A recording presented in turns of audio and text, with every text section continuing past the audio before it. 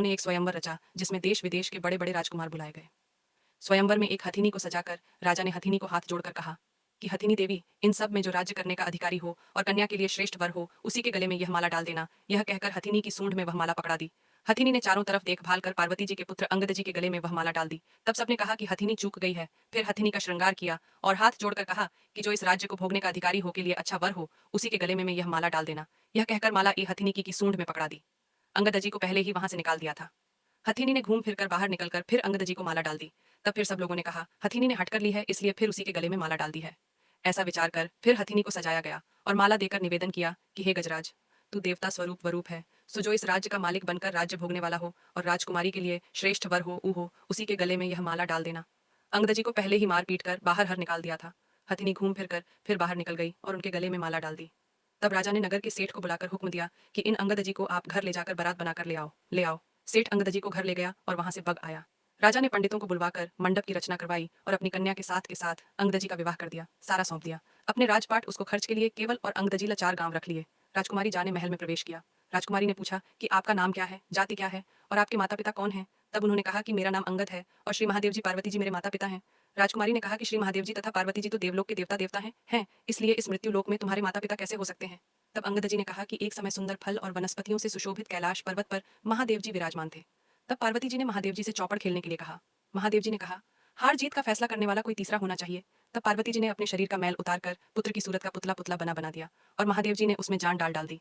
तब मुझसे कहा कि हमारी चौपड़ में हार जीत की गवाही देना। महादेव जी ने पासा फेंककर मुझसे पूछा कि कौन हारा और कौन जीता। मैंने कहा कि महादेव जी जीते और पार्वती जी हारी। इस तरह दूसरी बार भी महादेव जी जीते और पार्वती जी हारी।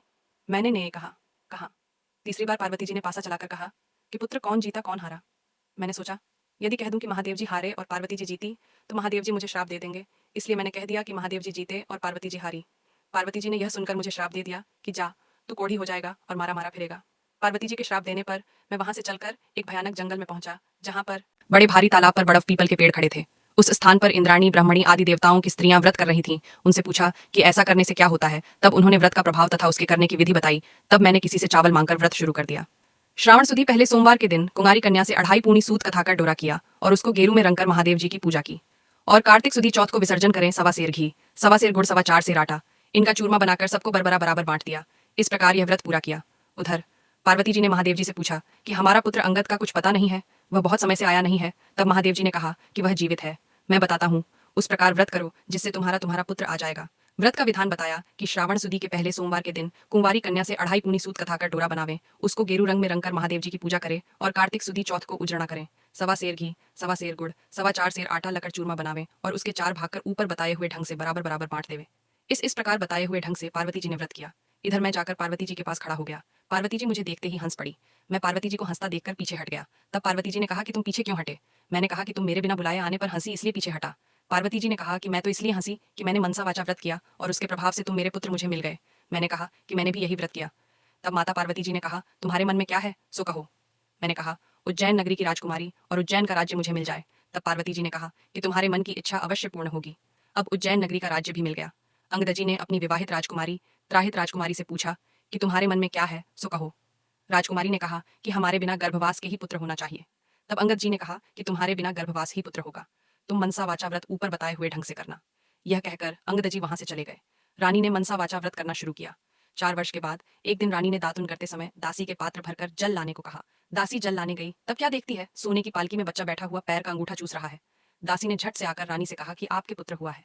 रानी ने कहा कि क्यों, हमसे हंसी करती हो। दासी ने कहा कि विश्वास न हो तो चलकर देख लो। रानी ने जाकर देखा तो सचमुच पालने में बच्चा बैठा पैर का अंगूठा चूस रहा है। रानी ने बहुत प्रसन्न होकर श्री महादेव जी से प्रार्थना की कि हे भगवान, आपने यह पुत्र दिया है तो इसके लिए मेरे स्तन में दूध की धारा भी निकल जाए। इतना कहते ही रानी रानी के स्तनों से दूध की धारा छूट गई। बच्चे के स्नान कराकर दूध पिलाया। इस प्रकार बालक धीरे धीरे बड़ा होने लगा। कुछ बड़ा होने पर एक दिन बालक अपनी माता से पूछ बैठा कि मेरे पिता कौन है। तब माता ने कहा कि अंगद जी तेरे तेरे पिता पिता तथा महादेव जी व पार्वती जी तेरे दादा दादी हैं। तब फूल कुंवर ने कहा कि यह बात मृत्युलोक में कोई नहीं मान सकता। तब माता ने कहा कि एक दिन महादेव जी व पार्वती जी ने कैलाश पर्वत पर चौपड़ खेलने की सोची। हार जीत का फैसला करने के लिए पार्वती जी ने शरीर से मैल उतारकर मनुष्य का पुतला बनाया बनाया और शिवजी ने उसमें जीवन डाल दिया और कहा कि तुम हमारी हार जीत का फैसला करना। यह कहकर महादेव जी ने पासा फेंका और पूछा कि कौन जीता। पुत्र ने कहा कि महादेव जी जीते और पार्वती जी हारी। दूसरी बार भी पासा चलाने पर पुत्र ने कहा कि महादेव जी जीते और पार्वती जी हारी। तीसरी बार पार्वती जी ने पासा चलाया और पुत्र से पूछा कि कौन जीता और कौन हारा। पुत्र ने महादेव जी के श्राप से डर कर कहा कि महादेव जी जीते और पार्वती जी हारे। पुत्र का यह वचन सुनकर पार्वती जी ने आवेश में आकर पुत्र को श्राप फिरेगा, तेरे सारे शरीर पर कोढ़ हो जाएगा और तू दर दर भटकता रहेगा। पार्वती जी के श्राप के वचन सुनकर पुत्र वहां से चलकर एक बड़े तालाब के पास पहुंचा, जहां पर बड़े भारी पीपल के पेड़ के नीचे ब्राह्मणी और इंद्राणी मनसा सोमवार का व्रत कर रही थी। अंगद ने कहा कि इस व्रत के करने से क्या होता है? तो देवताओं की स्त्रियों ने कहा कि इससे सब मन की इच्छाएं पूर्ण होती हैं। अंगद जी ने कहा, यह व्रत तो मैं भी करूंगा। तब किसी से सुपारी, किसी से चावल मांगकर व्रत किया। व्रत करते करते 4 वर्ष हो गए। उधर पार्वती जी ने महादेव जी से पूछा कि पुत्र नहीं आया है, सो ऐसा उपाय बताओ जिससे मेरा पुत्र आ जाए। महादेव जी ने कहा कि श्रावण सुदी को जब पहला सोमवार आवे, तब कुंवारी कन्या से 2.5 पूनी सूत कथा कर महादेव जी का पूजन करें। 1.25 सेर गुड़, 1.25 सेर घी, 1.25 सेर आटा का चूरमा बनाकर 4 भाग कर एक साधु, एक ब्राह्मण, एक गाय को देना और चौथे भाग में से आधा बांट देवे और आधा खुद खावे। ऐसा 4 वर्ष तक करें। 4 वर्ष व्रत करने पर पुत्र आकर खड़ा हो गया और पार्वती जी हंसने लगी।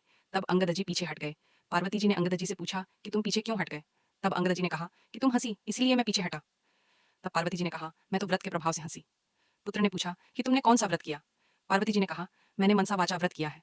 तब पुत्र ने कहा कि मैंने भी मनसा वाचा व्रत किया है। पार्वती जी ने कहा कि इस व्रत के प्रभाव से तुम्हारा भी श्राप मिट गया। अब तुम्हारे मन में क्या है सो कहो। पुत्र ने कहा कि मैं उज्जैन का राज्य चाहता हूँ, तब मिल जाएगा।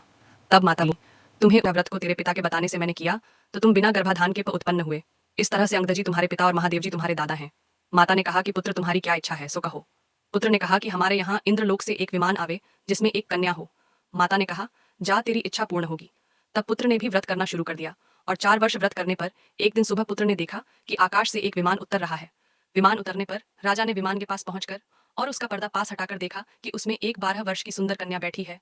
तब राजा ने ब्राह्मणों को बुलाकर साज बांट कन्या से विवाह कर लिया। एक दिन राजा और उसकी सेवा शिकार पर जंगल में गई और वहां पर उनका शिकार नहीं मिला और रास्ता भटकने के कारण कारण एक बाग में राजा ने डेरा डाल दिया। जा भूख प्यास से व्याकुल हो रहा था। इतने में ही एक ब्राह्मण आ गया और उसने अपना पतड़ा देखकर बताया कि आज कार्तिक सुदी चौथ का उजरना है। तब राजा ने कहा कि ब्राह्मण देवता मुझसे भूल हो गई है, सो चौथ का पूजन करावे। पूजन कर में खबर भेजी कि राजमहल से 1.25 सेर घी, 1.25 सेर गुड़, 1.25 सेर आटा का बनाकर भेजा जावे। रानी ने सोचा फौज साथ में होने से इतने चूर में से क्या होगा, इसलिए एक गाड़ी भरकर भेज दिया। राजा ने सोचा कि मेरे लिए तो यह काफी है, लेकिन फौज के लिए तो थोड़ा होगा। इतने में महादेव जी ने गुस्से ने भरकर राजा को स्वप्न में कहा कि तुम अपनी रानी को घर से निकालो, नहीं तो तुम्हारा राज्य नष्ट कर दूंगा। तब राजा ने खुद महल में जाकर रानी को डांट डपट कर राज्य से निकाल दिया। रानी महल से जाने लगी। रास्ते में राज दीवान मिल गए। उन्होंने रानी से पूछा कि रानी जी कहाँ जा रही हो? तब रानी जारहा ने सब हाल कहा। दीवान ने गुस्सा कम होने पर हम उन्हें कहा, राजा साहब आप मेरे घर पर चले। इस प्रकार कहकर वह रानी को अपने घर पर ले गया। घर पहुंचते ही दीवान अंधा हो गया। तब दीवान ने रानी से हाथ जोड़कर कहा कि आप यहाँ से चली जावे। रानी वहां से चली। तब वहां से रास्ते में उसे नगर का बड़ा सेठ मिला। उसने रानी से पूछा, कहाँ जा रही हो? रानी ने कहा कि राजा ने गुस्से से मुझे देश से निकाल दिया है। तब सेठ ने कहा कि राजा को 1-2 दिन में समझा देंगे, आप मेरी हवेली में चलें। रानी के पहुंचते ही सेठ भी अंधा हो गया और कारोबार ठप हो गया। हड़ियां बंद होने से सेठ दिवालिया होने लगा। तब सेठ जी ने भी हाथ जोड़कर रानी से कहा कि आप यहाँ से चली जाएं। रानी वहां से चल पड़ी। आगे चलकर एक कुम्हार मिला। उसने भी रानी से पूछा कि आप किधर जा रही हैं? तब रानी ने राजा के गुस्से में आकर निकालने की सब बात सुनाई। तब कुम्हार ने कहा कि राजा जी को 1-2 दिन में समझा देंगे, आप मेरे घर चलो। रानी कुम्हार के साथ घर चली गई। घर पहुंचते ही कुम्हार अंधा हो गया और उसका आवा फूट गया। तब कुम्हार हाथ जोड़कर रानी से कहने लगा कि आप यहाँ से चली जाएं। ये सुनकर रानी वहां से चल पड़ी। आगे चलने पर रास्ते में एक माली मिला। उसने पूछा कि किधर जा रही हैं? तब रानी ने माली को देश निकाले की बात कही। माली ने कहा कि आप मेरे बाग में चलो, 1-2 दिन में राजा साहब को मना लेंगे। रानी के बाग में जाते ही हरा भरा बाग जलकर कोयले के समान हो गया और माली भी अंधा हो गया। तब माली ने हाथ जोड़कर रानी से कहा कि आप यहाँ से चली जाएं। रानी सोचने लगी कि मैंने ऐसा कौन सा पाप किया है कि जिसके कारण जहां भी मैं जाती हूँ वहीं अनर्थ हो जाता है। इस जीवन से तो मरना ही अच्छा होगा। यह सोचकर वहां से चल पड़ी। आगे 2 रास्ते थे, जो एक 6 महीने का था और एक 3 दिन का। रानी 3 दिन के रास्ते पर चल पड़ी। आगे चलने पर क्षिप्रा नाम की नदी आई। रानी ने सोचा इसमें डूबकर मर जाना ही अच्छा है। ऐसा विचार कर वह नदी में कूद गई। इतने में ही सारा नदी का पानी सूख गया।